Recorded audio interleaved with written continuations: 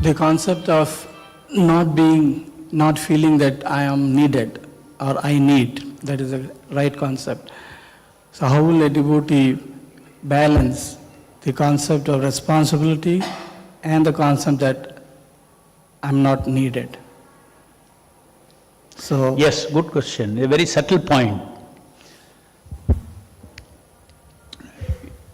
See, I am not needed if it stands artificially, without the proportionate compensating spiritual factor of I need, then I am not needed, why I should take responsibility?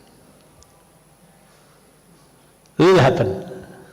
Suppose, you have replaced I am not needed, but I need to take responsibility for myself, to fix my consciousness. I need to take responsibility. I need to be a responsible person in the service of the Lord. I need to give my full attention, so I cannot be neglectful. My Krishna consciousness means I need to be completely absorbed in Krishna and Krishna's work. I cannot be neglectful.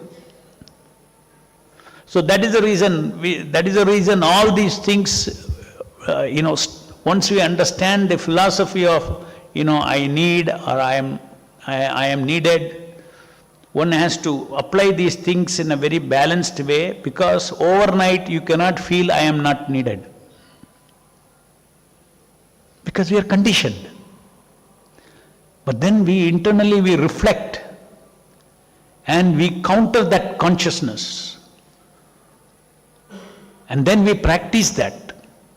And we gradually realize, as we contemplate and chant and associate and hear Bhagavatam and all, I need, not that I am needed. Both are developing together. So, artificially you cannot practice I am not needed.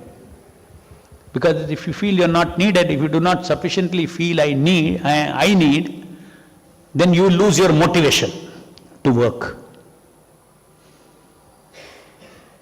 If you make a person feel that you are needed, then he can work. But a pure devotee need not be made to feel that you are needed.